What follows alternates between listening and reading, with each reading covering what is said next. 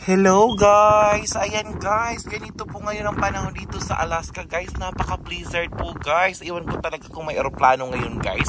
Kasi dito talaga guys, ang transportation lang talaga dito ay aeroplano. Maliit na aeroplano guys. Walang car dito guys pupunta ng city. Aeroplano talaga guys. Tingnan nyo guys, halos yung bahay doon guys. Hindi na makita guys. Sobrang lamig diba?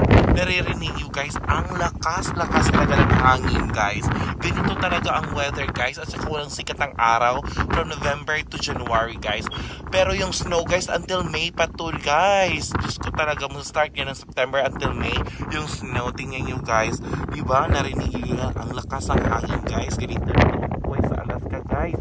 Kaya yung balak pumunta dito rin hindi mahilig po sa malamig, huwag na talagang pumunta dito kasi ang lamig-lamig talaga, literal na malamig talaga guys. Tingnan nyo guys sa baba namin guys, doon guys, yung dagat hindi niya makikita guys kasi frozen ocean na talaga guys. So tingnan nyo guys doon, halos hindi na makita yung bahay na yan guys.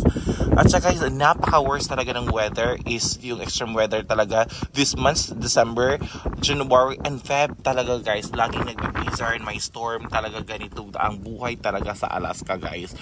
Kasi nandito guys ako sa rural sa Alaska nagtuturo guys. So every talaga pag uwi ko talaga struggle talaga at sa morning. At saka walang sikat ang araw guys. Yun talaga ang napaka-struggle dito. Thank you guys for watching. God bless lahat po. Thank you. Love.